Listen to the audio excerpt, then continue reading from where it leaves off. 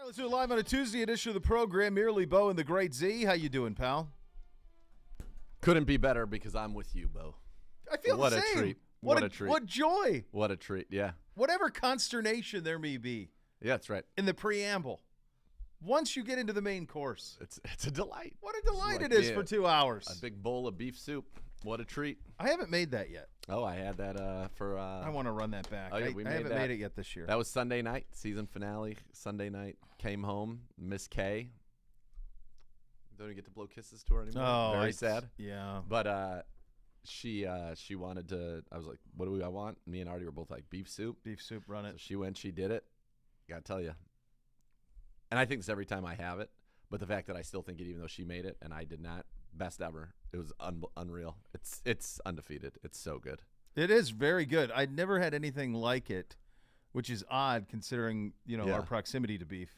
That we hadn't figured out a way to do it. I don't know if it's you're not from the Dalmatian coast of Croatia. That's it. It's peasant. Gotta be. Yeah, it's peasant. It's good, delicious peasant. Yeah, food. that's got to be it because it's that has to be because that the cultural part of it I didn't have. Yeah, but yeah, it's how are you today? It's a real treat. Yes, not bad. Right? I had my buddy Garrity he's been here for 2.5 weeks, and we have the first. He's clearly spoiled. This morning, like he and I have our walks. We go in the morning, usually before the sun comes up, and then we go at night.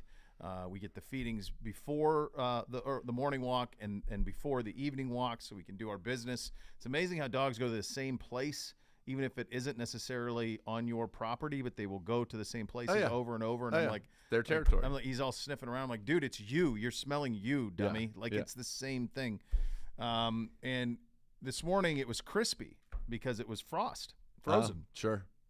He was not enthused to go on the walk.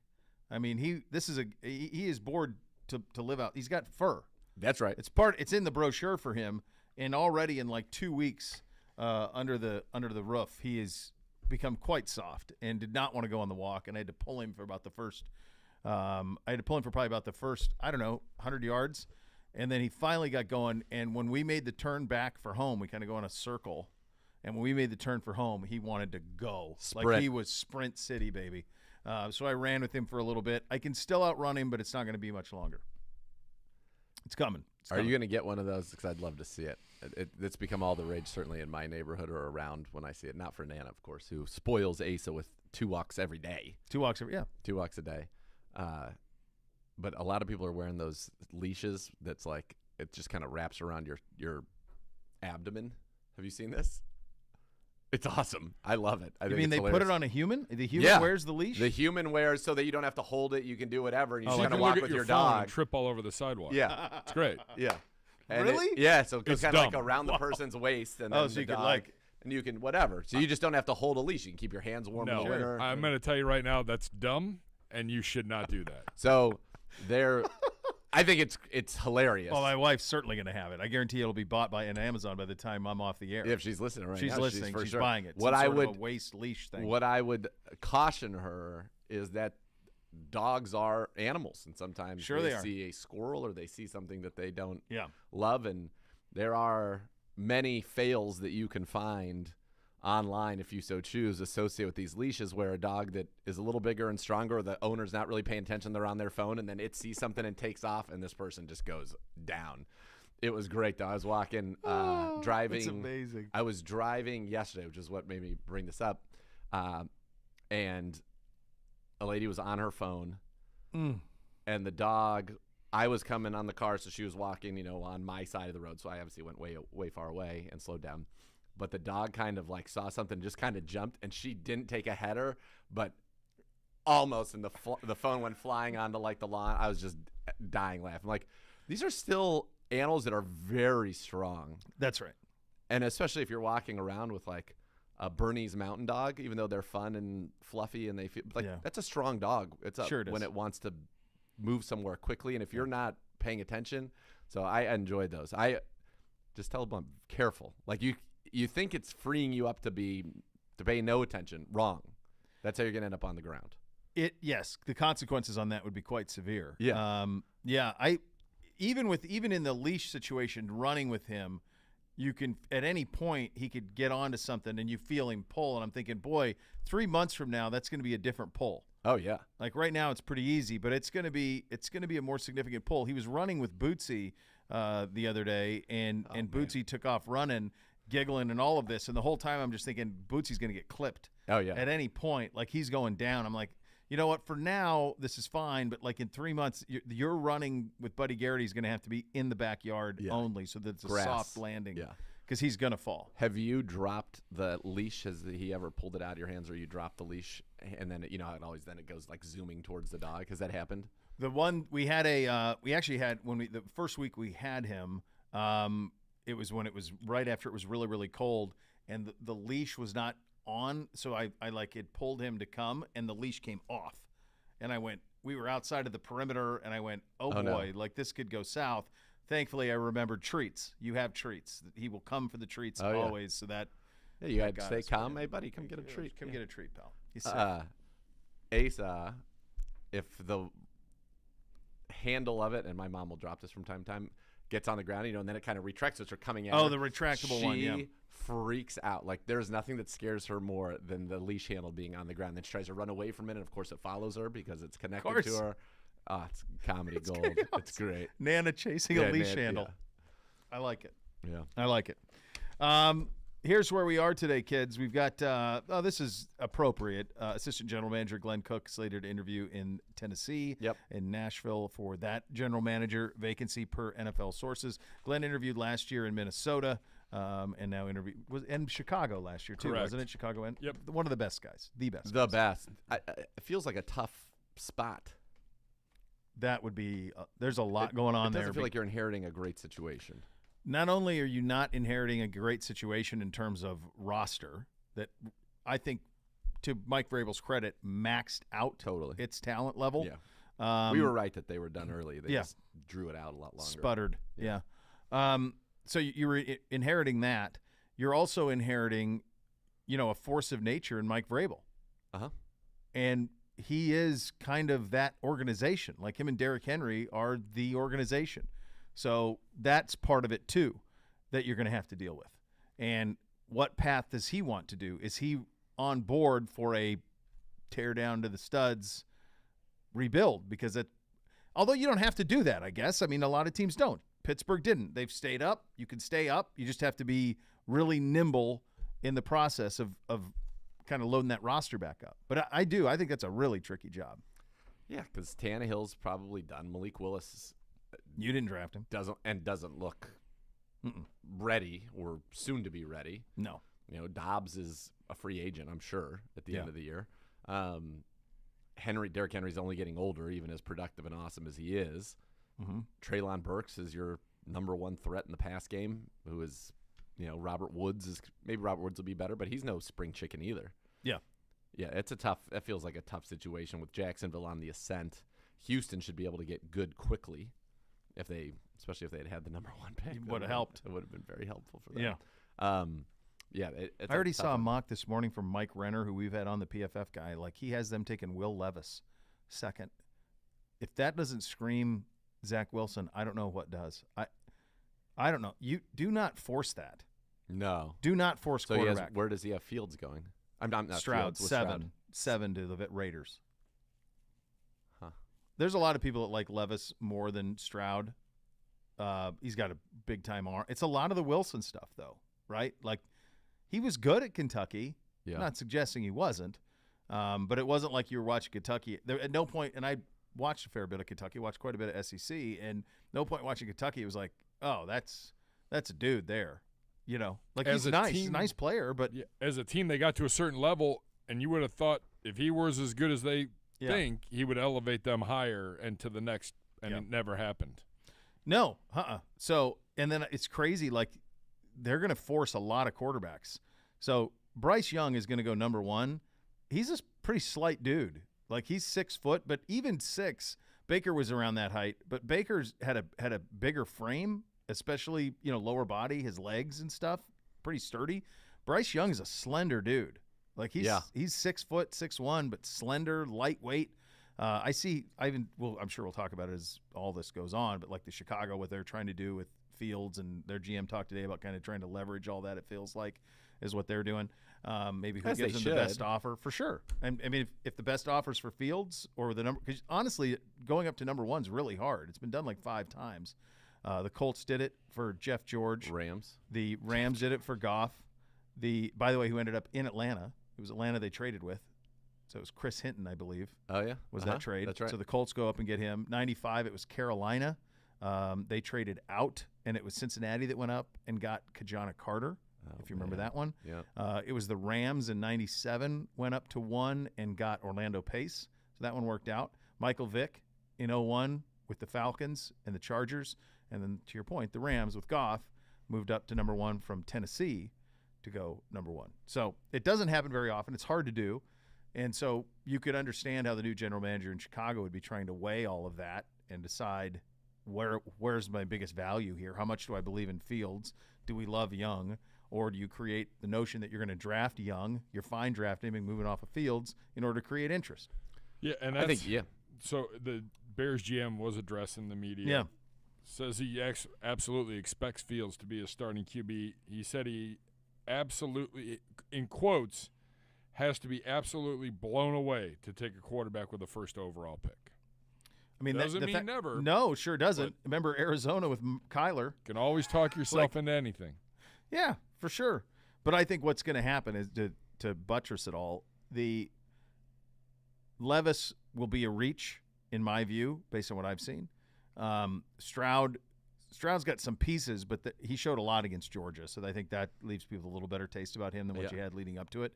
But I saw one with Anthony Richardson in the top 10. Can either of you tell me where Anthony Richardson played college football last year? No. Oregon. Florida. Oh, he was the guy that people loved, and then he in fell one off game of a and then cliff. fell off a cliff. Yeah. Wildly erratic. I mean, just Yeah. has a ton of individual ability. Yep. You know, That's where we are. great looking player, but you're going to see teams reach for quarterbacks. And one thing that's happened is that if you draft a quarterback early, you don't have to be married to him for the rest of your life anymore. Yep. I mean, the Jets in 2 consecutive drafts took, or not consecutive drafts, but 2 consecutive quarterbacks took guys number 2 overall. They're going to move off of both of them in 2 years. So you're not married to them the way you used to. No, and people have talked about that with the lack of guaranteed money. And look, if you're the Bears and you have a similar evaluation on Young and Fields, of course you'd want to trade Fields and keep Young because you have 2 more years. Sure. 2 years are already in the can with Justin Fields, and you, as exciting as he is, and I think a lot of us are in Ohio have Buckeye lenses on him because you know what he was as an Ohio State Buckeye. Fantasy football people have a fantasy lens on it because even though he was not a productive passer, he was such an effective rusher that he was a fantasy superstar for a majority of the season. But I think that you've got an opportunity, and you're seeing people go back and forth now, I think a lot on Twitter talking about, the draft people. Well, I had a higher grade on Fields. Well, I think I'm going to have a higher grade on Young, and that they have a chance to do that. I think there are plenty of places that would love to have the services of Justin Fields on their football teams. I think you'd have to understand. Like, to me, it feels like, and I don't even want to say this out loud, but let's just go play some chess here. It feels, and a lot of the vibe coming out of Baltimore is that Lamar Jackson is done there. Right? Yeah. So if he were to depart, doesn't it feel like the Ravens, a savvy organization like that, would be one to say, we'll take Justin Fields. You can basically run a lot of what you did before. Yeah. And have a guy that's younger. Yeah. I don't welcome him into our division. No. But it feels like Lamar Jackson, Derek Carr, there are going to be a couple guys, Brady, big name guys that are going to be, it feels like will be on the move, and then that will create opportunities, I think, for Fields. The team that makes the most sense just from their offensive stylistic standpoint right now would be the Ravens, right? Yeah, pop right in there. What do they have to give up? That's the real question right now. What is Justin Fields' market value right now? And then what do they get for Lamar? Is the flip of that. Well, they'd only get anything if they franchised him, which they would. They're not going to trade him. They're not going to give him up for nothing. Well, right. You'd get so a wonderful third-round comp pick. They love those comp for picks. For a former MVP, that'd be tough. Yeah, that'd be tough. It's going to be that stuff's going to be fascinating. This will be the second straight off season where big time quarterbacks are available. We saw it last year, and I think you'll see it again this year where some big-time QBs are available. We have our 2023 opponents that is now known. We will host Baltimore, Cincinnati, Pittsburgh, Arizona, Chicago, Jacksonville, the Jets, the Niners, and the Titans. We will go to Baltimore, Cincinnati, and Pittsburgh, of course, and then Denver, Houston, Indy, the Rams, and Seattle. So that is where it's at. There's a lot of teams with poor records on this, and this is what happens when you finish in the bottom. Talking of Arizona, of course, talking of the Rams, of course, the Broncos, of course.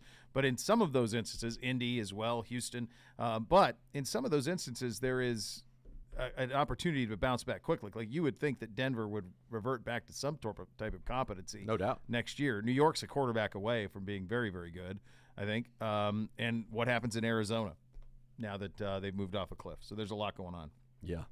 A lot of big road trips in this 3 one. West. Like significant. And Houston is not nearly as close as it feels like it should be. That flight is – don't you agree with that? That flight always feels longer, and the airport is so far from the stadium that you're on the bus That's the problem. It's a 40-minute bus ride. From the time that game ends to the time that we arrive home is easily 5.5. The Nathan Zagura 2 most annoying road trips post-game, right after a game, would be Houston 100%. and Baltimore. Yeah, Baltimore. Well, why is Baltimore so bad? Do you recall complaining the entire No, or was that Washington? Washington. Yeah. Sorry. Washington. Yeah, Washington. Because we fly out of that's a good. You fly out of Baltimore? Yeah. It's a good 45 to an hour on the bus. Yeah. Before you can hop on But a at least plane. that's a short flight. But yeah, that was oh my God. Well, it was also 15 minutes in, Zagura's like, what are we doing? give me a car. I'll drive. Yeah. Totally. I mean, you got the. I offered to drive, in fact, as part of my good husbandry. Oh, that's a good husbandry. Yeah. Would you want? So, when's the last time we've been to Seattle? Has that been a minute? The last time we were in Seattle, That's Skittles game, They right? threw Skittles at Zagura and Koulis the great entire game. John Football Okay, so it's been started a for minute. us. Doug Baldwin was still playing, caught a couple touchdowns. Marshawn Lynch was still on Seattle. Yeah. So you go there once every 8 years. Okay. But now it's going to change with this extra game. You're going to pick some things up, I would imagine, that you wouldn't have otherwise. But yeah, that's once every 8 years. That Maybe you an get overseas game? You get there, and there's I've heard rumblings of Germany. The Germans. I'd have to go to that. I'd have to move some schedules around to go to that. The homeland. I mean, Why not? You got it. You got it. Just ram it. We were out there a couple of years ago. For the Chargers. And then Denver. Cool. It's been so long that we've never played the Rams in LA. Is that so? That is so. Yeah. And that was Last time Chargers? was St. Louis. So we played the Chargers twice? We played Chargers twice out there, but only once in SoFi. The time before was at that soccer stadium. Oh, yeah. That was pretty cool. Which was actually pretty cool. Yeah. But yeah, Rams, last time we played Rams, Josh McCown was our quarterback. I want to say it was 8 years, so it would have been 2015. Almost took a header on the off the field because it was 2015. a skating rink. Yeah, so around the Dome in St. Louis. Oh, you were in St. Louis. I'm going to the skating rink. What are you talking about? Oh, I see. The field was surrounded by, when you got close to the barricade, was concrete. Yeah. It was actual cement. And It was quite slippery. Shoved out and ran through and then hit that and slid and then crushed into the wall. That was the game that he played with a broken rib. Mm-hmm. Tough dude, man. Oh, you could hear on the sideline, you could hear him just be like, ugh. I was like, dude, this guy's a beast. Speaking of SoFi, did they pay $5 billion for a greenhouse? Is that really what happened with Open Doors? That's right. So did you see this last night? National championship games last night. I'll talk about the game in a second. But so it's raining in SoFi. Yes. There's water all over these concourses. People are slipping and falling all over the place. They're getting taken out on gurneys. So that's happening. Yep. The top row, apparently, because the way that it was raining, the top row, TCU fans, if they needed more to have to deal with, were soaked with rain coming in to SoFi Stadium. because the sides are open. So they paid $5 billion for a greenhouse. Now, I've heard people who have reviewed the place say it's incredible, but also, if it's even remotely warm, you cook in the place. Yes. It's not great. When we were there, the employees that work there, the people that work there, call it a $6 billion POS. Well, that's what I'm curious. I'm thinking about this Yeah. last night. I'm seeing these videos, these people falling all over the place because they can't keep the rain out. No, it Yeah. doesn't rain I there mean, that often. But that's like, a direct quote, that's a and I heard national it from one championship guy, game. and I was like, okay, well, I mean, it looks pretty nice. And, like, by the end of the day, every single person you came in contact with in that building thinks of it that way. Brutal. They could have built a Just close it. cooler version of Minnesota, obviously with $5 billion, I would imagine. You would think. But did the money just not go anywhere in L.A.? Is that the deal? No, I think the they problem thought it was is cool what they did.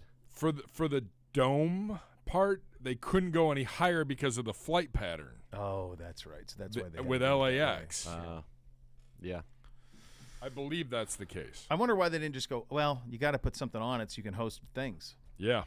You know? I mean, you could still host national championship games without – I think all you're getting by the – what are you getting? Just a basketball? What can you do with – what's the fake roof give you? You can't host a Final Four at that place. I don't think so. The weather's not Like, that stable the in LA. sideline guy at one point, like his camera, you could tell it was raining. And I'm like, where is that coming in from? Yeah. I mean, remember, they had a lightning delay the first time they ever played there. They had a weather delay. It was Monday Night Football. So you play that – I mean, like not an hour drive from there. You could have played at the Rose Bowl last Yeah. night. Now, it would have been rainy, but it's the flipping Rose Bowl, man. Like, come on. Yeah. Real quick on that last night.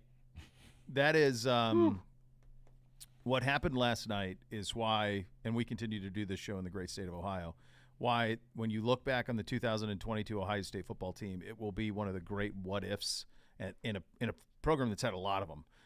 And the people who know it well know that you can do it almost by year. You think of 69 or 95 or 98 or 15 years when you had the best team in the country and you didn't get it done.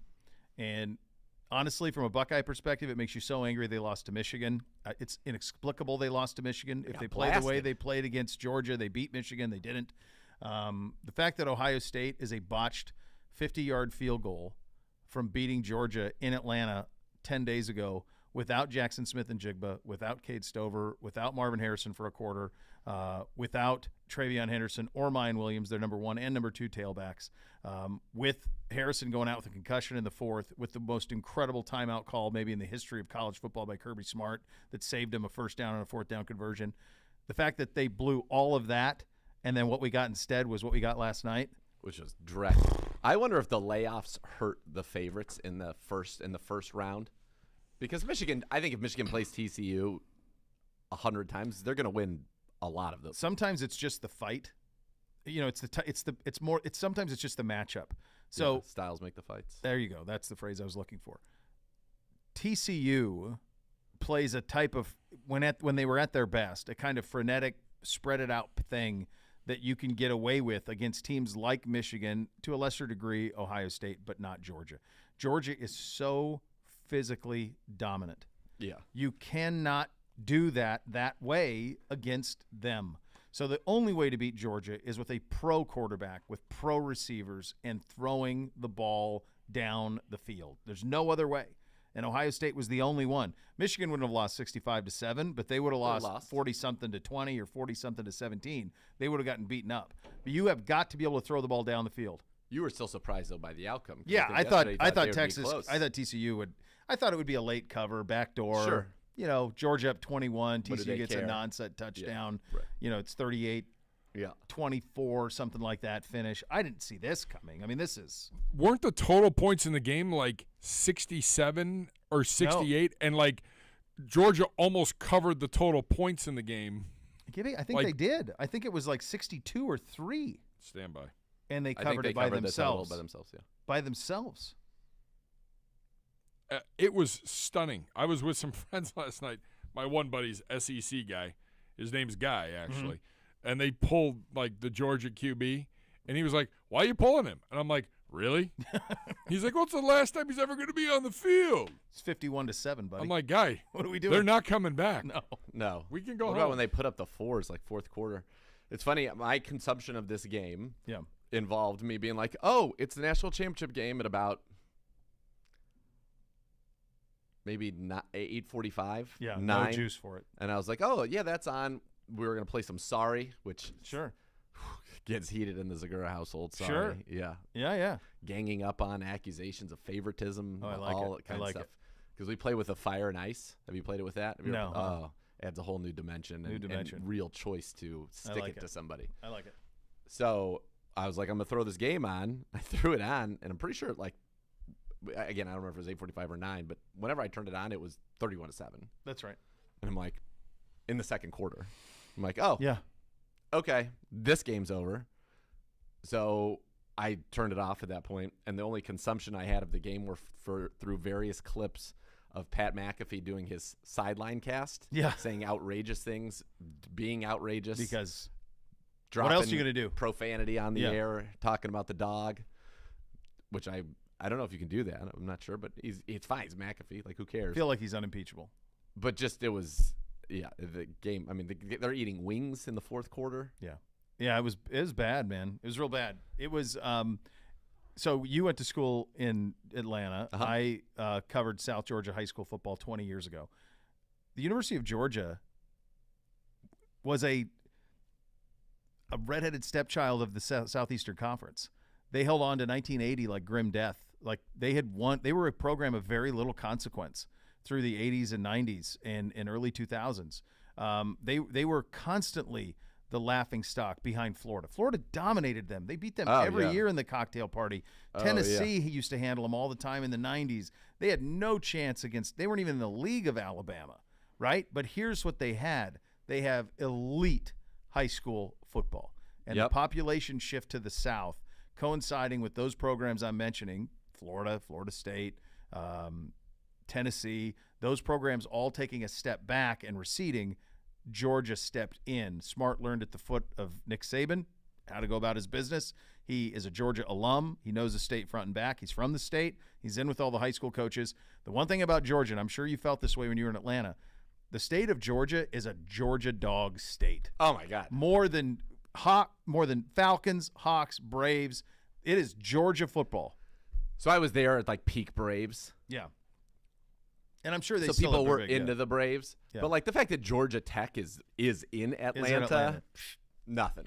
Zero. Nothing. It's all Georgia. And that was when you were there, they weren't even. No, because it was Stafford was A.J. Green. That's all mid. Were they there early 2000s? Because A.J. Green had to be drafted. Yeah, he was early to mid 2000s. Yeah. That was Rick. Rick kind of did for them what John Cooper did for Ohio State. Did you put him on a national map, and then the perfect guy came in to solve it? Did you happen to catch any of the pregame? I did, and I was coaching hoops, so I didn't see it. Have you seen the clip of Pollock and Saban? So that was postgame, wasn't it? Yes, that was after. That was after the post-game. game. That was Okay. postgame. Okay. Oh yeah, I did. When he was like, I thought I saw it while the game was still going on, where he says to him basically like Georgia runs the SEC, and runs college football. Runs college football. That was postgame when he said that. Yeah, and Pollock was a great player at Georgia. He sure was. Injuries he was there though, with and Stafford. then never. Yeah, he was there with Stafford. Played in the league because of he's injury. a high pick by the Bengals and then hurt his neck. And never played. And has been a commentator and done a great job for himself for a long time. Yeah, but that was correct read. that was pretty good. Saban just kind of sat there like, I think I have 6 national titles in the last 10 years, so 12 years. I think I've done okay. But it is. I mean, here's the other thing about this sport, and I know we're up against it. There are. What do we have to do? What do we got to do? I'm going to count the teams. You don't have anything. Here are the teams in this league, in that league. Let's do a 1 hour. Who believe that they can be Georgia. So Alabama is Georgia. Georgia is Georgia. Florida's been Georgia. LSU's been Georgia. Auburn has been Georgia. They won a national championship. Of course, they've won one. They've got Heisman winners. Cam Newton. This is not that long ago. LSU, 100%. 100, yeah. Texas A&M believes with the right coach, they have all the talent in the world, all the money in the world. Why can't we be Georgia? They should be. They're going to add Texas and Oklahoma. 9 programs in that league have either the necessity, what is necessary in financial with boosters, proximity to talent, and give a damn level. All right. 9 of them. The rest of the country, USC, Ohio State, Michigan, Penn State-ish. Clemson? Yeah. Maybe. They had a stretch. It's hard for them to be sustainable, though. They had it's really difficult. They don't have the money like these other places do. Okay. I think we just go to 220. Just walk. And the next level's next. Yeah. Be like a giant podcast. I will not the state let of the that happen. sport. It'll be a podcast. So, given all of what you just said, yeah. when does it make sense? And it's going to. And I know people love the tradition of the Big Ten and yada yada, but it's going to make sense at some point for Ohio State and Michigan and USC to be in that league. Here's what's going to happen. There will be 2 leagues that will be run out of the Big Ten and the SEC. They will completely control the sport. We're not that far from it anyway. But this league is never going to be close to this league. No, but it's not going to be too. The problem with the Big Ten is there aren't enough schools that believe that. I went through all those SEC schools. Arkansas thinks they can be Georgia. Of course. Kentucky thinks it can be Georgia. Like every school in that league thinks that with the right hire, Tennessee, Mississippi State, Ole Miss, Tennessee, like they all think they can be Georgia. They all think they're one. There's only 3 schools in the Big Ten and 4 when USC comes that believe that they can be Ohio State. For that to work, you need maybe 5 with Nebraska. And you need to add Notre Dame in You got to get Notre Dame in this conference. You got to get Clemson. Well, you need to get 3 out of the South. You need to get Florida State, Miami, and Clemson to come in. And then you go USC and Notre Dame, and you probably need another couple out there. But yeah, it's unbelievable. That was a clinic. It was a clinic. Shout out to Todd Monken. Yes, I'm glad you brought that up. I talked about him this morning. Yeah, he is. It took a while. I think it took the Ohio State game for people starting to understand his genius, and he was great when he was here. His pressers. I loved him. He was awesome. Yes, awesome. We loved him. He would come and just kind of like talk to us sometimes, and you're like, this guy, and you felt that yes, he was being stifled in some regards, and that's why he didn't stay here very long. But yeah, he's a smart guy, and just he had it. I mean, you could feel it from him when he was here. It's awesome. He makes $2 million a year calling ball plays. Yeah. At the University of Georgia. Yeah, that's pretty good. That is pretty good. I hope that he. I'm sure that the feeling is, well, you want to go be a head coach somewhere, and his brother's a head coach at Army, does a great job, and I'm sure that there's some of that's in him. But he could just be the coordinator at Alabama and make $2 million. By the way, in 2 years he'll make $4 million because it's just getting more and more money. Yeah, just be the Kirby coordinator. keeps recruiting the players. The Stetson Bennett kid's probably not a pro quarterback. They have a 5-star guy waiting in the wings. Yes. He's got a 5-star quarterback waiting. Yes, Stetson Bennett's like Peepaw Gibbe. He's an old man. He's like, per Ian Rappaport, the Ravens have agreed in principle with All-Pro linebacker Roquan Smith, now the highest paid at his position, 5 years, $100 million, $45 million fully guaranteed, $60 million in total guarantees. The first off-ball linebacker to ever get to $20 million per year, and Roquan Smith, as we know, represented himself. That's an odd time to do that, right? Are those done like now, like in the middle of right between the end of the season and the playoffs? To me, it must be that it feels like that is to make sure that they don't need to franchise tag him. Yeah, and then they can That's franchise. done, and now we can use more leverage. I want to know where they're Lamar at in the Jackson. salary cap. Not that the salary cap matters. Somebody asked me that this morning. Like, the Browns only have $2 million in cap space. Not true. Relax. Did you listen to the press conference yesterday? Did you You put can that move cut in there? anything We got it. We got it in there. It's in there. It's coming up next. You're going to restructure multiple contracts, and I would imagine Deshaun's one of them. And then we're going to have $40 million, $35 It's always manageable. You'll hear from head coach Kevin Stefanski, Andrew Berry coming up next. We're off and running on a Tuesday edition. Cleveland Browns Daily, brought to you by Ballybet, coming soon to Ohio on 850 ESPN Cleveland.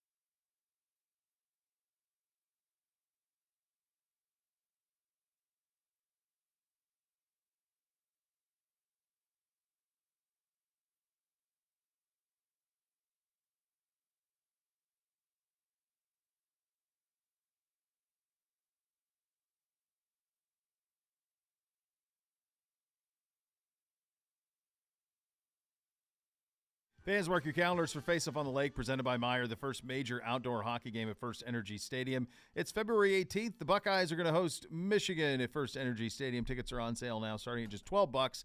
For more information, visit firstenergystadium.com/faceoff or call 440-891-5050.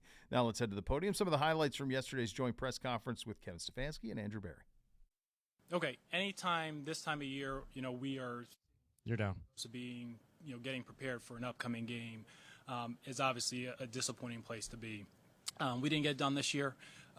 We were just too inconsistent, throughout the season, and there are plenty of areas to work on and improve as we get into the upcoming months. We're going to spend the next couple weeks, really assessing everything, roster, football operations-wise from A to Z, and then, really with the goal of getting us to, obviously, where we're playing meaningful football at this point in the year. That being said, a lot of good people in place, players, coaches, staff, and we're looking forward and energized by the challenge of making the necessary changes and modifications, so that we're playing good football at this point in the year. Being here in reflection mode and the finality of the season being over is obviously disappointing, but I'm in no way discouraged for the future of this football team. I'm excited about the core of guys that are returning, and then we're just determined to put in the work. We're determined to put in the work this offseason to shape this team and make sure that we really are just playing good football come next September. And there's a bunch of things that we need to look at. We're going to take our time, as you can imagine, as we pull this apart and look at every area that we can improve. I know you guys saw the news. I let Joe Woods go last night. Not an easy decision. I have a ton of respect for Joe, the person, Joe, the coach. He's a great, great man. He works extremely hard. He treats people the right way. I just felt like it was in the best interest of our football team to go in that direction. But he will land on his feet because he's a good football coach. But with that, I'll take any questions. Do you plan on any other coaching changes besides Joe? Today was really about the players, Jeff, so I met with our players all day. I'll meet with our coaches this week, and we'll have conversations with everybody. Do you think you yourself need to be more involved with the defense, just sort of more involved overall when you look at things? Yeah, I think you look at everything into an off season. My involvement with the offense, involvement with the defense, with special teams, I try to be certainly available to everybody and help as much as I can on all three sides of the ball. I think it's important that when you find the right people, and we have a lot of the right people in this building, you empower them, you encourage them, and then it's my job to set people up for success. So to your point of time, I think it's just important that I set our coaches up for success. And what are you looking for? Along those lines of, you looked at yourself, whether it's the play call, you're talking about time, and there's almost so much time. For example, play calling, or just even a different way of doing the play calling thing? For sure. Open to anything that will help our football team. I really am. And I think that's what this offseason and this month and meetings are about. It's about pulling everything apart, looking at everything. Andrew, statistically, the pass defense, the secondary was like top 5, really going back to about week 6 or 7 in the league. The run defense, conversely, was maybe the worst in the league, and it never really improved much over the course of the season. Like, how much of that was the scheme, and how much is that you guys need to rethink personnel this offseason to shore that up? Yeah, I think, Jake, when the performance occurs like that, it's never just one thing. I think there are considerations for both. I'd like to say it's a silver bullet, but it's realistically probably a combination of factors between really how you deploy the players that you have, and then also just like a little bit of luck in terms of health as well. Going back to Jake's question about leadership and your answer about not having necessarily the right mix in all areas, I think of some of your top players, and a lot of them are lead by example type guys, and they tell us that in some of the interviews we have when we ask them about leadership. Is there something having more vocal leaders? Do you think that's something you need to address? I think the bigger focus is effectiveness of leadership as opposed to necessarily style of leadership. So ultimately, are we getting the results and the outcomes that are desired? And I think also the other thing is, people are leaders in different ways, as you mentioned. So I'd probably more focus on effectiveness as opposed to, hey, you need X amount that are in this way, X amount are that way. So. Kevin, do you hope to retain some of your current defensive assistants, and will you interview any of them for the DC job? So yes, on the first part. And again, I just haven't had the chance to talk to the entire staff, but I won't be interviewing them for that position. Wait, Kevin, did you say yes? Yes or no? You will or will not? Well, which part? Which question? Will you be interviewing present assistants for DC? No. Okay. This year, do you think you need organizationally to reevaluate either the importance and or style of your defensive tackles, just given how bad the run defense was? Yeah, I think, Scott, quite honestly, like, we will always try and match the personnel to the schematic vision for the coach. So, like, our coaches do a really good job of telling us, what they need in a particular scheme or a particular defense.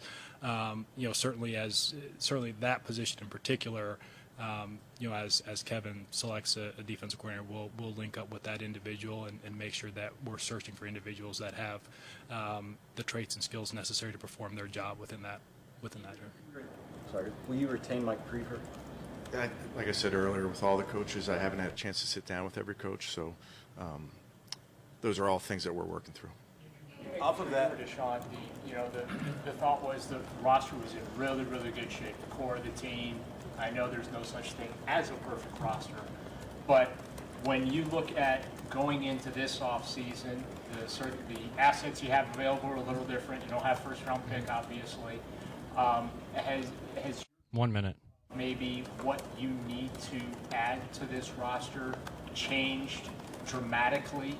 And if so, do you maybe see the need to maybe try and get back into the first round or improve your draft position so you can fill some of those needs?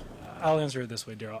We will have more than enough in terms of like resources, picks, dollars, cap space to fortify the roster in the areas that we need to. 30.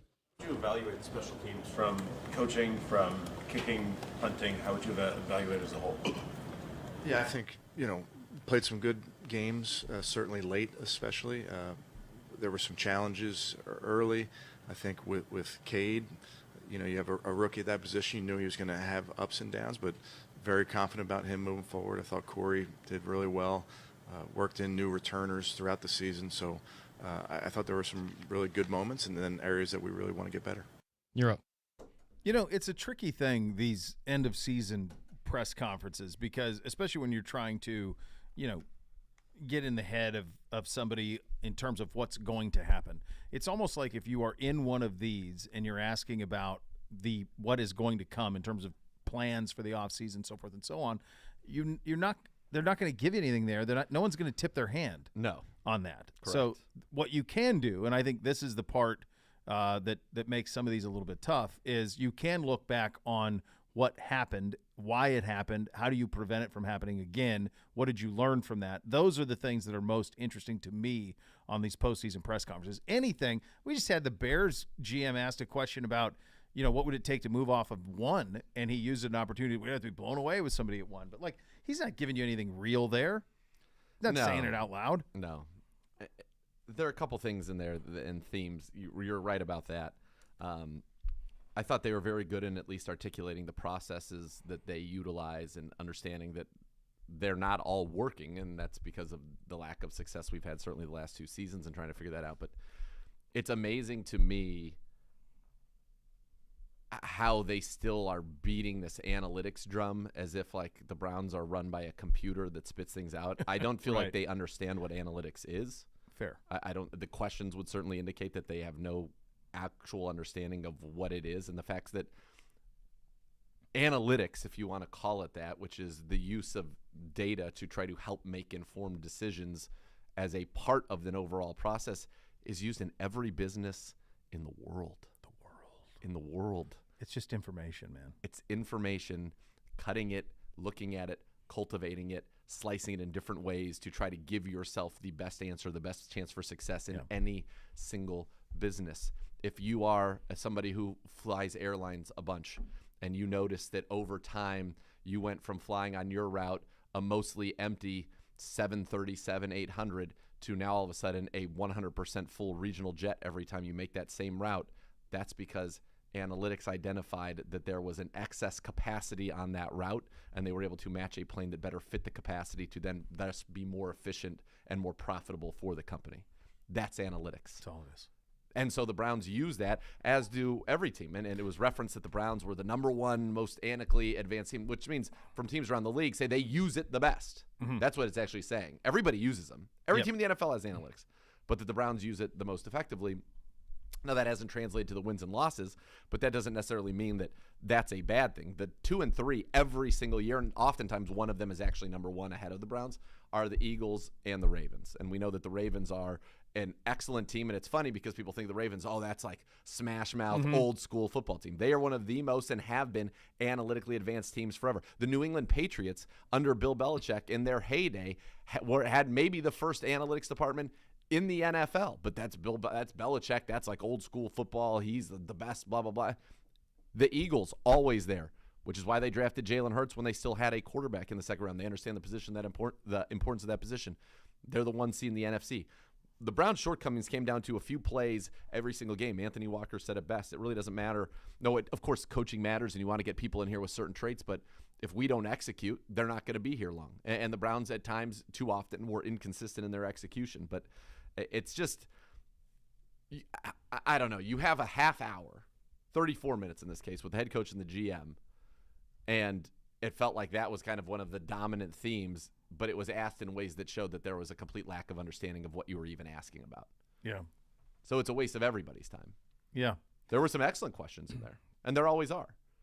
But the Browns this year are not in the playoffs, same with last year, because they, frankly, didn't produce. Now, could you say, and there were questions about it, that perhaps the Browns, in their desire to be so fast and nimble to deal with Lamar Jackson and to deal with, for example, the passing offense of the Bengals, that we were undermanned in terms of size in the interior of our defensive line? That's absolutely true. And so that's something I would imagine will be addressed going this offseason. Now, remember, these same analytics guys were the ones that, going into the 2020 season, brought in Andrew Billings to do just that. Yeah. And then COVID happened. He opted out that year.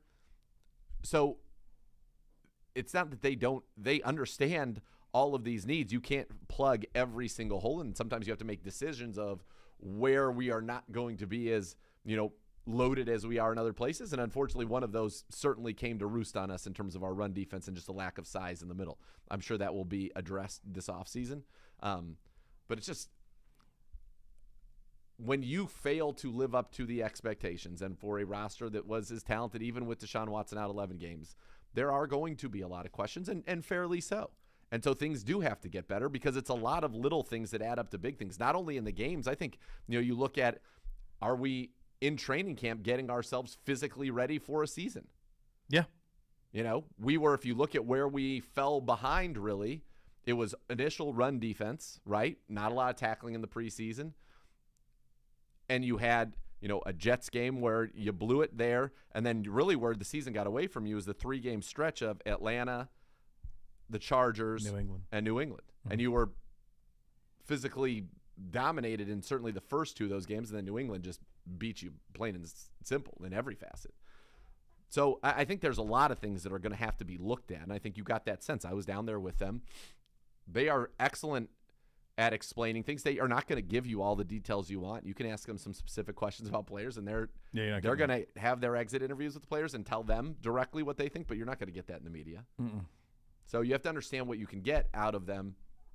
But I did think there were some very good insights that were gleaned in this one, and I think it was clear to me that they are very aware that things must get better. My feeling on it, and kind of summing up some of the roster stuff, you mentioned some of the shortcomings, is that if you go back to when this roster was constructed through free agency, through draft, there wasn't anybody in this building, there wasn't anybody in the NFL that thought Deshaun Watson would be out 11 games. The high end that everybody in the league thought was 6, most people thought 4. So when that thing came back 11, that changed a lot of things, and it changed the roster construction. If you're looking for – so all of a sudden you built a roster that was based on the fact that your offense was going to be pretty dynamic with Deshaun Watson playing the majority of the games to one where it was a little bit of a different approach. So now all of a sudden, do we need as many defensive tackles if people are going to sling it all over on us all the time? Well, no, probably not, because we think they're probably going to have to chase. We're going to be in a lot of games where we score in the 30s, they score in the 30s. So that's how the roster is constructed. So in the middle of camp, you get an 11-game suspension on watch. You go, what the hell? This is not in the brochure. We didn't think we were going to get this. I remember when 6 came down, we're like, well, that was on the high end of what a lot of people thought, not just here but around the league. So that's a big part of it. If you're looking for one thing that they missed on, and I think fairly you can say they missed, it's speed receiver. It's something we talked about in camp. I'll never forget you and me and Joe Thomas going, not loving this defensive tackle situation, and I don't love what's going on at receiver. And we were told, Schwartz, give it a minute. And if not, it's good. Something. Yeah. And so something never happened. Something never happened. So there just wasn't the speed receiver. If you look at the roster, and you talked very eloquently about all of the stuff in game and the anti-clutch we talked about 1,000 times. Those two issues were issues August 1. Yep. And still. And so when you think about check marks for they know that as much as anybody does. So those are jobs that have to get sorted out. Absolutely. Here this offseason. Jake Trotter with some perspective coming up next. You listen to Cleveland Browns Daily, brought to you by Ballybet, coming soon to Ohio on 850 ESPN Cleveland.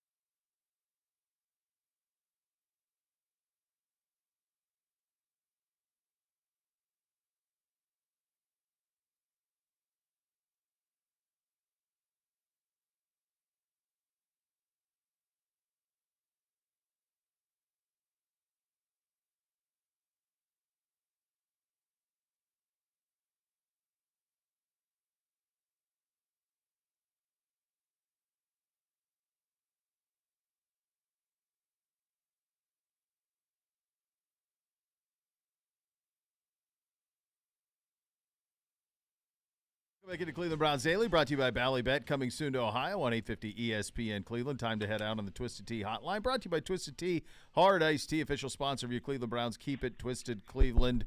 We are joined by ESPN NFL Nation Browns reporter, great friend of the program, Jake Trotter. Jake, before we get into it, we just listened to Andrew Berry and Kevin Stefanski yesterday, and we'll get your thoughts on that in a second. But I just want to start. I was down there observing the whole thing. What is the rules? What are the rules? What is the etiquette for asking a question? Because I was flummoxed yesterday at the shouting down, people just blowing through red lights and stop signs to get their questions in, even though it was about their 8th, when other people are trying to ask good questions and they get no opportunity. So take me inside that room. What is it like? What's it supposed to be like? Are there discussions afterwards? Like, we live in a society, Trotter. There are rules. There are rules, dude. Like yesterday, I thought that was nuts. Did I violate? No, never. Did I violate any? You were a multiple-time victim. You had decorum. There were victims really at all levels. I don't know if the front row or the front right had any victims, but other than that, many victims yesterday. Yeah, those are tricky, especially a press conference like that, because how many people were in the room? Like 40? 30 yeah, reporters, 30, 40. give or take? Yeah, I mean, there's a lot of people, and I always try to be respectful on two fronts. Number one, like, I don't typically ask questions just to ask questions. Like, if Nick Chubb is talking or Myles Garrett's talking, at the podium, I don't start filibustering just to hear my voice, right? Like, if I have a question, usually, like, I have a reason I'm asking it. I would say like 8 or 9 times out of 10, and then so that's number one. And then number two, like, you try to let people get the questions that they want to get in, but you also have to be aggressive too, because, like, I feel like the questions I was asking, like, fans want to know, and then I want to write about what the answers were. So it's difficult because you kind of have to time it right. You have to time it exactly when Kevin or Andrew is done talking. You have to get in, like, at the split second they're finished, which is an art that some people might not be, as experienced with or, as talented in doing. It is an underrated part of the job, and I'm glad that you noticed that, because there was like a stretch there where I tried to ask a question like 5 times in a row, and it just got body blowed. Here's the ground. Deal. It would feel to me, though, if you're a few words in and nobody else is saying anything, like, they can't then to just hijack you. And it was happening all day Here's long. the problem, guys. And Jake, I empathize. You've been in many of these Ohio State postgame press conferences with 50 media people. And the hard thing is there are different agendas, right? You cover the team on a daily basis. You are – and the rest of the beat writers are too, and you're writing stories and you're generating content on a daily basis. You got 40 people in there. You got people in there who aren't there all the time, who have different agendas and want to ask big picture questions. You might want to have specific detailed questions because what you're writing is very different than what everybody else is. I've always found that in my experience, there almost should be 2 separate press conferences, one for the beat and one for the people who are there once a week or once every 2 weeks, because the agendas – and people think agenda is a negative. It's not necessarily negative. It's just what you're trying to get out of them are 2 very different things, and that's what I think leads to a lot of the problems that you had yesterday. Do we have Jake? Do we lose him? I think he was cut off by somebody else trying to take over the interview, and now he's out. Oh, he's out. He's out. Yeah, he said, nope, sorry, Jake. That's the hard thing, though. Yesterday. It was crazy. The other thing, one of the best effective tool I've seen of this is actually from Ohio State. Jarek Emig does this. So what he does is he grand marshals the press conference. Yeah. So he stands there. You raise your question. Then he goes, you, then you, then you. So that's it. And so if you have a follow-up, it's I'm pointing at you. You go, one and a follow-up. It's you. You get your follow-up. Or if they answer your follow-up, well, you know, one and a follow-up. One and a follow-up, on to the next. So it's at the plate, on deck. Yeah. In the hole, ready to go. That's the best way to handle those, because otherwise you just trample each other. It just felt to me like I wanted almost to have a reality show to follow it outside the presser, because it felt like there would justifiably been some tense words exchanged. Yeah, with people. That's really what has to. The Down and back. Two press. I don't know how much you heard of that, Jake, but Yeah, we thought you were cut off by You really somebody. need two press conferences, one for people who are there daily and one for people who are there once every 2 weeks, because the agendas are very different. And then I think you need a grand marshal to say it's your turn, then your turn, then your turn, and that way you're not stomping all over each other, because it's impossible to do. I mean, no one gets anything out of that yesterday. Yeah, it's very difficult, and I think that you can establish a flow in a press conference. Like, there were certain questions I wanted to ask that I was waiting until we got to that theme. Like, right off the bat, we're talking about defensive coordinator and the defense. And I wasn't going to stick a Deshaun Watson question in the middle of that. Like, I was kind of waiting for that to play out. Then you come back to the next theme, and then the theme after that, and then, you kind of I try to participate in the theming of the press conference, right? I don't try to randomize it, but other people certainly do. And sometimes when things are kind of getting interesting, like, oh, that was interesting, I want to ask them about follow-up. Right. And I think people should have the opportunity to ask follow-ups. Like, I'd rather ask 3 questions in a row than, like, 7 questions total, if that makes sense. Perfect sense. Perfect. Because then all your stuff gets answered. That's where the whole thing is. It's Jake and then Anna follow-up, and then you have it. You have the floor. No one's jumping in on you. They're not screaming trying to get the next guy up. There's got to have – we live in a society, Jake. We have to follow rules here. All right, so there's about 1 billion things that got to get solved this offseason. The crazy thing about it is none of these questions are going to be answered until you play the opener next year. So we're all going to talk about all of these things, but until you see it on the field, it's going to be hard for Browns fans, I think, to be excited until you see it on the field. When you think of job one this offseason, what is job one for you? Well, I mean, the job right in front of you is to hire a defensive coordinator and to reestablish a defensive identity and to work out some of the issues that plagued you. I think Browns fans might be more amenable to this fact now that they've actually fired their defensive coordinator.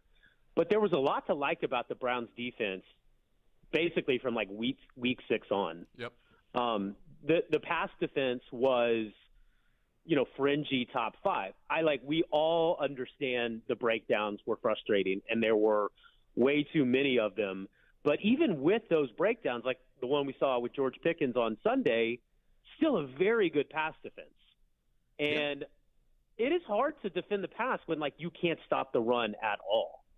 Go back to that Cincinnati game on the road where they run the flea flicker, and Grant Delpit bites and the guy's wide open. I mean, Delpit should not have bit that hard, but that's the type of play that you end up with if you can't stop the run and your safeties are crashing in to try to help, a hapless run defense.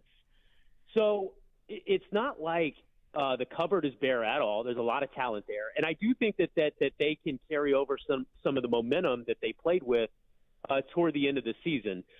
Fixing the run defense, and this is something I asked Andrew Berry yesterday, is not going to be just a defensive coordinator issue. It's a personnel issue as well. Yep. I think we can debate what that means exactly, but whatever personnel they had this year, that wasn't going to cut it. It's not going to cut it next year.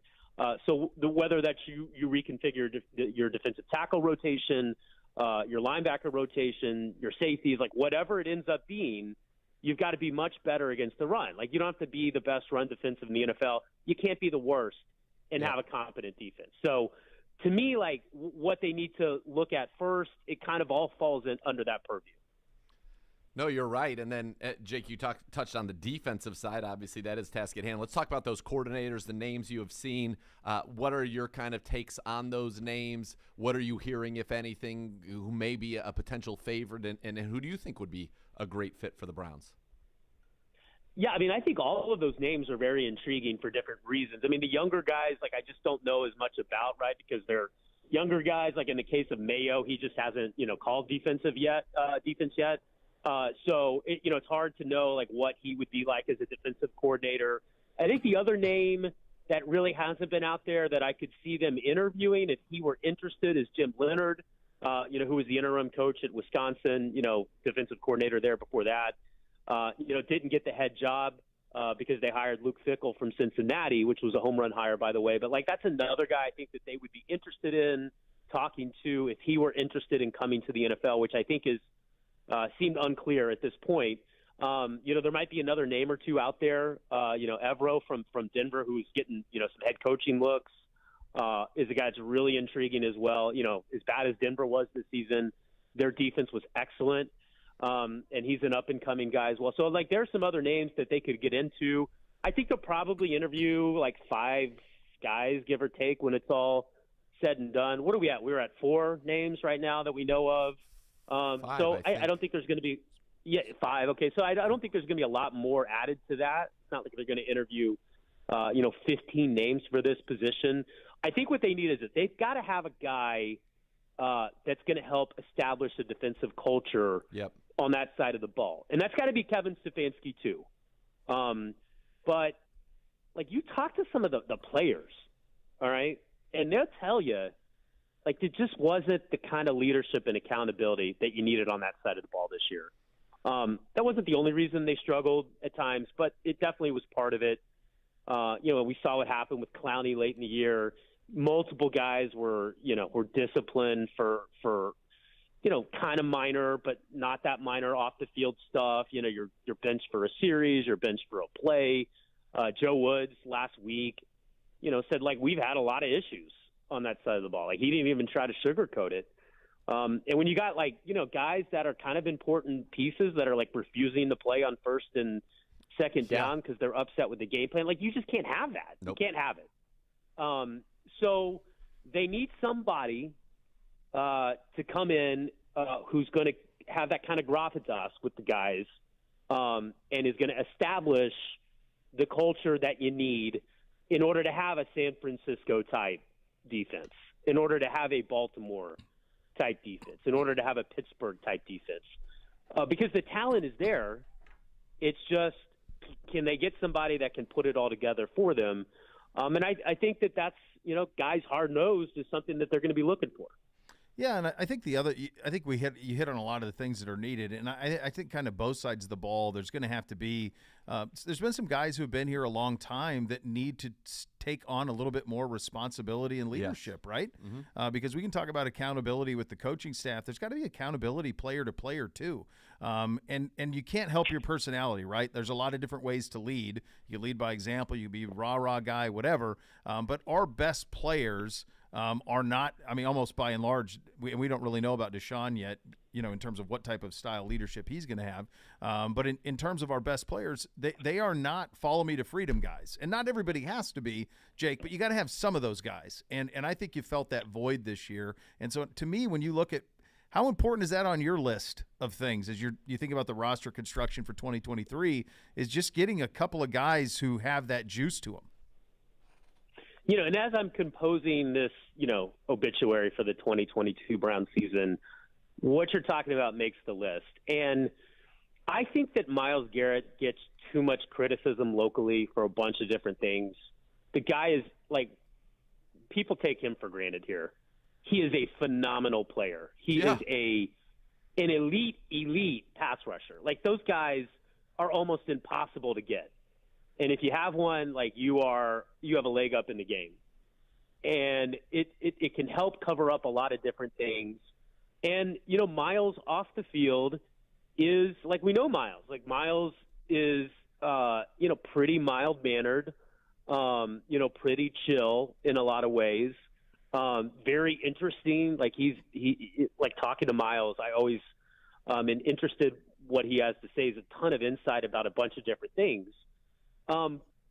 But especially defensively, kind of like offensively with the quarterback, you just need your best player to be that guy. And I think that's going to be a big key for Myles as he looks to elevate his game to another level. Can he feel some of that leadership void? The Browns really need him to. And I know he is a lead by example guy, but let's be honest, the car wreck thing, took him out of the Atlanta game. And that was a game that really hurt them late in the year. He got benched for a series for showing up late a couple of weeks ago. These are not, things that, transgressions that are super alarming. Although, like, I'm glad that he was okay, obviously, from the car wreck. But you just got to have that guy that everybody's kind of afraid of and everybody's going to listen to. And when he speaks up, like, we better shut up and listen to what he has to say. And that's not – I don't know that that's Miles' style, but it needs to become a little bit more of it, I think, if the Browns are going to reach that level. Maybe this is unfair to Miles. It's just kind of my take on it. I wonder if you guys agree or disagree. I do agree. I think Myles Garrett is number one of the – Did you see the Venn diagram today? No. One of the PFF guys, they were trying to – I think it was Sam Monson found it. It was like trying to make sense of like Miles, Parsons, and Bosa and trying to separate the three. And the Venn diagram, Miles was here, Parsons was here, Bosa was here. Like Miles, to Jake's point, he is so damn elite at rushing the passer and creating pressure that he is the best in the league at it. Is what he is off the edge. Constant double teams and so wins that part, and all of that. 100%. No, like most double team player in the league. And people are like, I mean, I've heard, Dan say we need to trade. Like, you do not need it. Miles is not part of the problem. He is part of the solution. Yes. Yeah. But I go back to that Baltimore game, and it wasn't, like you guys remember the players were screaming in the locker room afterward on the defensive side. Ironically, that was the best game they played, through like a 2-month stretch there. And then come to find out Clowney's, refusing to go in. Like, that's not – I don't know that that's for Kevin Stefanski necessarily to police. Like, that's for Myles Garrett to police. If your team is going to be the best version of itself. You need because to be, Myles is the best player. I don't care what anybody says, like, including Clowney. Like, Myles is your best player, maybe your best player overall, and he's got to run the defense, right? Yeah, and I think you're right. It needs to be policed bottom up and top down. Like, it needs to come from the locker room. It needs to come from the coaches. It needs all of it. But, yes, there is a mix there, and you need your best players to be a part of that. To your point, Jake, if you were to disband the National Football League, and even if you called it for 1 year, but you probably even said 5-year window, right? Myles Garrett is one of the first non-quarterbacks drafted, period. Mm-hmm. And that tells you all you need to know about just how good of a player. He's probably a top 5 pick. He is. He's probably a top 5 pick.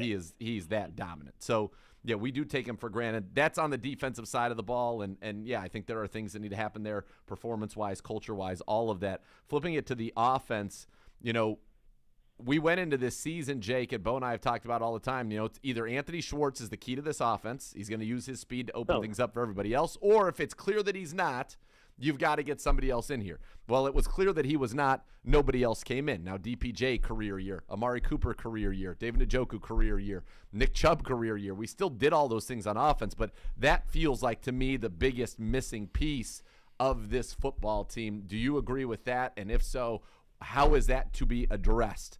Is that going to be a free agent? Is that going to be the draft, a combination? But it just feels critical to me. Yeah, and of the guys they have on the roster – David Bell, Michael Woods II, Felton. I mean, who else am I forgetting? Jakeem Grant when he comes back off the Achilles. I don't see any of those guys as that guy, right? Like, I don't know that there's going to be an internal development guy that becomes the guy you're talking about. Right. I think it's going to be hard to sign that guy in free agency, given your limited resources until you do a Deshaun Watson contract restructure, or, you're the fact that you're strapped on draft picks right now because of the trade. So it kind of feels like that the second pick in the draft, I think they can go one of two ways. They can draft a defensive lineman, which they desperately need, tackle in, whatever. Or if they don't go there, they're probably going to go receiver. That would be my prediction right now. Now, I don't know, like, I haven't even gotten to the point where who might be available then, like who that guy might be. But that's kind of where I see, that pick or that guy coming from. The other part of it too is I had forgotten about this until I was looking at the draft yesterday. They don't have a third-round pick either. That went into the Watson trade as well. But thankfully, they do have a comp pick from Kwesi going to Minnesota. Yep. It's probably going to be what, guys, like 101-ish? Like, maybe that's where you use that pick. But, yeah, it is there's a lot to like about the offense. that is an area that would help if they had like a guy that you actually, had to worry about defensively in that position. Yeah, you have to. We never have to worry about you, sir. Great stuff today as always. Appreciate your time. All right, guys. Nathan, I hope I didn't depress you too much. I was just venting about a bunch of different. It's a long season, right? It was a long season. Listen, you can't. He's full of joy. Optimism. It was disappointing for me too. It was frustrating. I mean, it's frustrating for everybody. Everybody wanted this team to win and be better and be playing this weekend because you felt like, all right, we had our opportunities to do so, and that's what hurts the most. No doubt. And we could be dangerous. Bo, yesterday, you know how Nathan is half glass full. Always. We were talking about the season. He goes, "You're depressing me. I got to go work out or something." All right. That's my boy. Always glass half full. That's why I love him. Thanks for your time, buddy. See you guys. All right, that's Jake Trotter of ESPN joining us on the Twisted Tea Hard Iced Tea Hotline, official sponsor of your Cleveland Browns. Keep it twisted. We'll hear from some of the locker cleanout stuff. That's coming up next. You listen to Cleveland Browns Daily, brought to you by Ballybet, coming soon to Ohio on 850 ESPN Cleveland.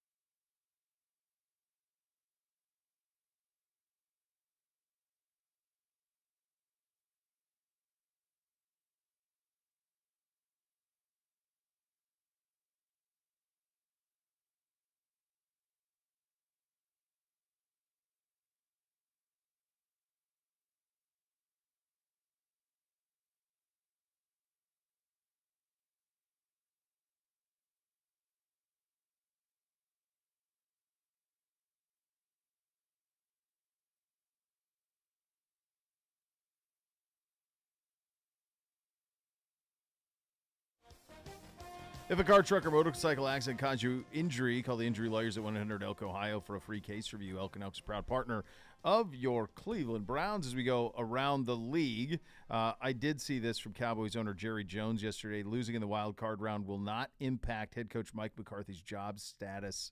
Gibby, right? You sure about that, Jerry? No, I don't think that he is. I think you call Sean Payton. That's been predetermined forever. Yeah. He is in a win-now situation entirely. Well, he's not saying that it means he's still the coach. He's saying it won't impact the status, which the status probably was. I'd like to talk to Sean Payton. Yeah, I would feel like that's got to. Yeah. They've been trying to do this forever. There's that legendary story at the Combine where after the Saints won the Super Bowl, Sean Payton put the Saints bill on Jerry Jones's tab and then signed an empty bottle of like Camus or Opus or something like that, and said, Super Bowl champion New Orleans Saints, thank you for dinner, courtesy of the Super Bowl champion New Orleans Saints. So there's been a flirtation forever. He assisted Bill over there. Like this, if there ever was a time, it would be now. Now you got to work out compensation with the Saints. That's the thing. They're saying a 1. And it's a 23 and a 24. The crazy thing is like if you're Peyton, your contract situation is going to harm your new team. Significantly so. So it's almost like he would be best served just sitting it out for 3 years or coming up with some sort of buyout with New Orleans so that he could be relieved of that. Like give them a deal on something so that he can be relieved of that. To me, you got to find a way out of that. You don't want to lose a 1. No, you certainly do not want to lose a 1. It's that's an interesting thing, and you wonder if he will ultimately, when he makes his decision, appeal to the Saints and say, for all that I've done for this organization, can you Through help Katrina, Super Bowl, Breeze. Help me out here. Like, throw me a bone. Yeah. Throw me a bone. Yeah. I'm not hurting you guys. Now, it's not helping you as much as it would, but, like, don't hurt me. Right. I think that has to take place. That conversation that will. Be the case. Yeah. That conversation would have to take place. They are – it's still – I say this every time. It continues to amaze me. He's available after every game. He does those hits. Jerry does all the time because he's the GM and the owner. It's just wild. But he has been in probably in his mind, a Super Bowl window with Romo and Dak for 20 years. Yeah, without. And not only without, but never really getting close. Yeah. Never getting to the game. Have they played an NFC Championship game since 95? Have they been in one? I don't think Romo, because Romo only won one playoff game. No, and Dak hasn't. They got hosed. Romo should have. They got hosed on the Des Bryant. Yeah, that's in Minnesota. Was that Minnesota or Green Seattle? Bay? Yeah, Green Bay. Might have been Green Bay. Yes. Yeah. And then Seattle beat Green Bay because like the next week they dropped like the onside kick or something. Yeah, if I have that right. Yeah, it's been a while. That but sequence. Yeah, they really haven't got. He's been chasing this since '95 when somehow they won it with Barry Switzer with the remnants of Jimmy Johnson's roster. But he's been chasing it, and he's had good quarterbacks. They've had good defenses. They've had playmakers. I really think last year was the one that, not that they would have, they were going to be a team that could beat the Rams, but they should have been. Yeah. Like if they were fully healthy, their defense had big-time playmakers. Parsons is a dude. They had Amari at that time. They had CeeDee Lamb. Like there was no reason for that Cowboys team last year to not be one that made a run. Agreed. And now it feels like they've missed it a little bit to me in terms of – because Dak has not been as sharp as he was this year. He was dreadful Sunday. He led the NFL in interceptions. He's bad and has not played a full season. 15, right? No. 15 picks in 12 games. No, he has been bad. Yeah. All right. Listen, they messed up trade Amari Cooper, plain and simple. For sure. That was a big mistake. And, yeah, Dak hasn't been great. No. They're dangerous, but I think Brady could get him. Yeah. I wouldn't bet against Brady. Me neither. This weekend. Well, the thing that's crazy is that Brock Purdy's been the best quarterback in the NFL since he's taken over for the Niners. He's been unbelievable. 13 touchdowns, 4 picks, 68% completion percentage. They haven't lost. The only one time where they're even close, Raiders got him close. Yeah, that's it. No, they've been unbelievable. A couple other things from the front office I want to run by you. The with the Rams and Sean McVay, his offensive coordinator left today to go to Kentucky to be the offensive coordinator there. Yeah, that's right. Because he's leaving. Well, and also because it could also be that the SEC will pay $2 million for you to be a coordinator, and you're not paying coordinators $2 million in the NFL. So financially, it could be that too. He'd been at Kentucky before, so there's past. But McVay's got this thing that he's waiting on. Stafford says his future's not tied to McVay. McVay probably feels like he should have left last year, but I don't know that there's a broadcast job for him to fall into unless Amazon would pull Herb Street after 1 year. Which, I mean, if Al wanted it, they would, but you'd have to. I'm guessing that was that Kirk got some sort of commitment from them to be able to do it. And I'm sure they wouldn't mind paying him his commitment. Whatever it is. Are they cash strapped? I believe they're not. They laid off a bunch of people, so they must be. It must be really hurt. Yeah. Laid off a ton of people. And this from Cardinals owner Michael Bidwell. Kyler Murray will have input on the team's head coaching search. Feels Careful like, what you wish for there. Yeah, feels like, yeah. I still think after this playoffs, unless they go on a crazy run, and maybe even if, people were saying all along Arizona, Peyton would. I don't think he wants any part of that. I do think the Chargers job will be a very attractive job. Yeah, it's the most. So what do we got? Like that one's not open right now. Right now we have Carolina, Denver, Houston, Indy, Arizona, potentially Rams. Not attractive. No, not at all. Potentially Chargers. Yeah, they'd have to lose this weekend. If he wins a round, I can't. That'd be tough to fire. If you get Sean Payton, you gotta give up one. I mean, it's the Spanos family. Are they going to pay a coach $10 million? To not, and are they going to pay a coach to not coach? Yeah, which is what they would do with. Yeah, they're going to pay Stanley not to coach. They're going to pay Staley not to coach. They're going to pay Sean Payton $10 million. They're going to have to give up a one. Like, is that family willing to do that in a market where they don't play home games? Probably not. Probably not. I mean, none of these. What's the best? I think Houston might be the most attractive. Start from scratch, tons of cap. Denver, you city. could talk yourself into, I think, as well. Russ, you got to talk yourself into that. Depending on what that is. Indy's a quarterback away, but I mean ownership's tough there. Arizona with Kyler. 2 years ago, you would have said, "Give me to Kyler." I mean, that kid had a lot of special tools, but it's all been bad. Insane. Bad body language, bad play. Bad everything. Yeah, bad at it. The whole thing's bad. None of it works. One other thing from the broadcast booth, New York Post reporting that NBC has swiped Todd Blackledge from their team to team with Noah Eagle for the new Big Ten coverage that will be happening. Blackledge was awesome. I really like him on college football through the years excellent. On ABC. Yeah. He's awesome. Maria Taylor, the host of Football Night in America, will take the lead on studio duties for NBC's new Big Ten coverage. Here is the thing that nobody knows about this, so this is the Saturday stuff, is who is going to get priority in these Big Ten games, because you have three heavy hitters, which is why the league's going to get over $100 million a year per team in order to provide this content.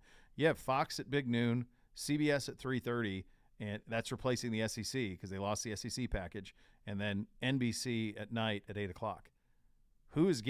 How are they going to sort that out? Who's getting first pick?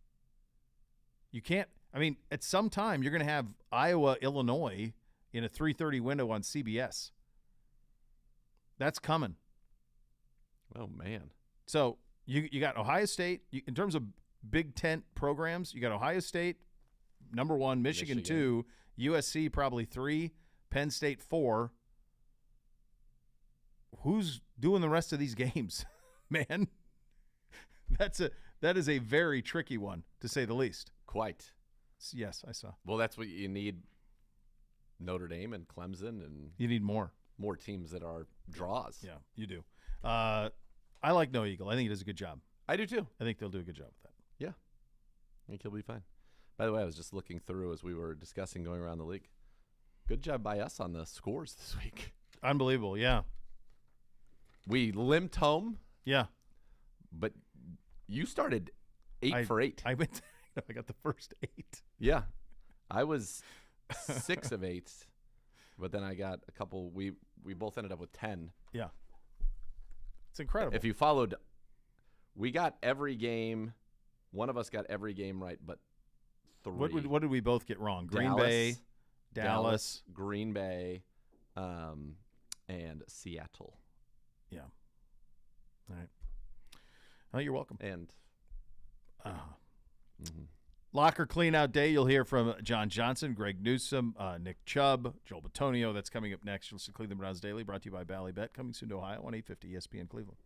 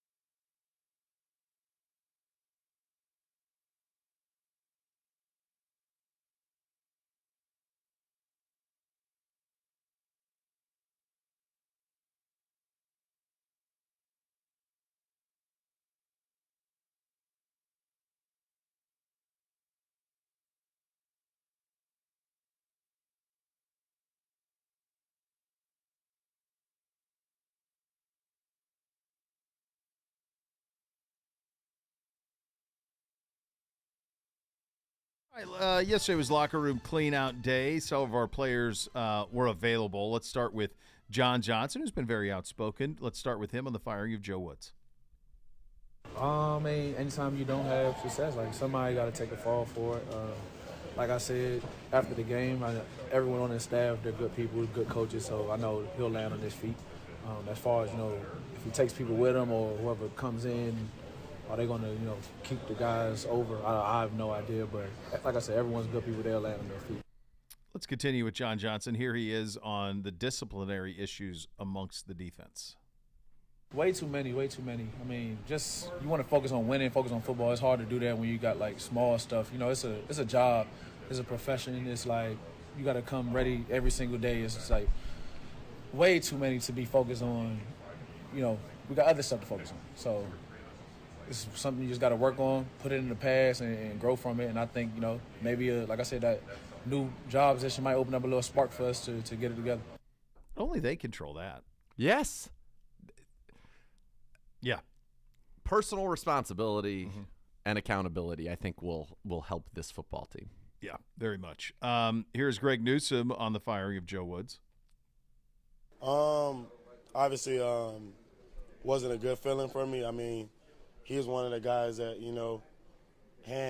picked me as well. So, I have a lot of love for him, a lot of respect for him. So it's definitely sad to see him go for sure. Here's Newsome on the keys to the defensive takeaways and improvement in the second half of the season. I honestly just think it's just keeping things more vanilla. I mean, like when you got the talent that we have on the defense, like kind of just, calling base stuff. Just allow us to go out there, keep our eyes on the quarterback and, just play ball. So I feel like, Joe did a great job in the second half of the, year with just like realizing like, what, all right, maybe we don't need to call everything. Let's just, shorten the menu down and just let those guys go out there and play. And I think when we did that, you can kind of see how the takeover started changing around. Let's switch to the offensive side of the ball. We mentioned this yesterday. We wanted to make sure we got it in at the end and what was otherwise a bit of a tough show. But Nick Chubb's incredible individual achievement. Now, I have not heard this, but I feel like I already know how Nick Chubb is going to answer this question in terms of how excited he is about being a 1,500-yard rusher, the only NFL running back ever to have this amount of carries in 5 consecutive years with 5 yards per carry. Here is Nick Chubb on that. It's bittersweet, individually, it's something I'm proud of for sure. Had a lot of help with the O-line and guys out blocking for me, but at the end of the day, I'm about winning, and didn't happen yesterday, didn't happen a lot this season, so it's stuff to be proud of for sure from this season. It's things we need to work on, but overall, it's just bittersweet right now. Yeah, he did. There were a lot of things. Look at this offense. I mentioned about it. Career high in receiving touchdowns for Amari. Career high in rushing yards for Nick Chubb. Tied his career high in receiving touchdowns. Career high in receptions for David Njoku. Tied his career high in touchdowns. Donovan Peoples-Jones, new career highs in receptions, receiving yards, and tied his career high in receiving touchdowns. We didn't win enough. Nope.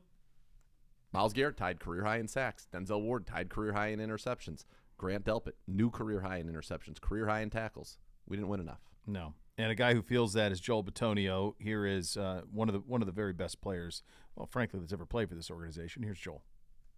I hate using the word, but I'm getting older, I'm getting older, and you don't know how many years you have left playing.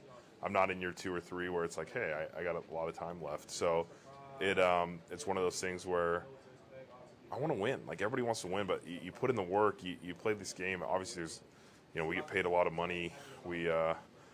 It's a dream to play this game, to just even have the opportunity to play it. But at the end of the day, we all want to win a Super Bowl. And, you feel like a little bit of your career's, empty if you don't have that opportunity. So, you run out of time eventually. And don't forget, he didn't get to play in the playoff game that we won in Pittsburgh. Now, I got to play against the Chiefs, but didn't get to play in that win. Yeah. No. Be thinking about it all off season. So much more to come. You listen to Cleveland Browns Daily, brought to you by Ballybet, coming soon to Ohio on 850 ESPN Cleveland.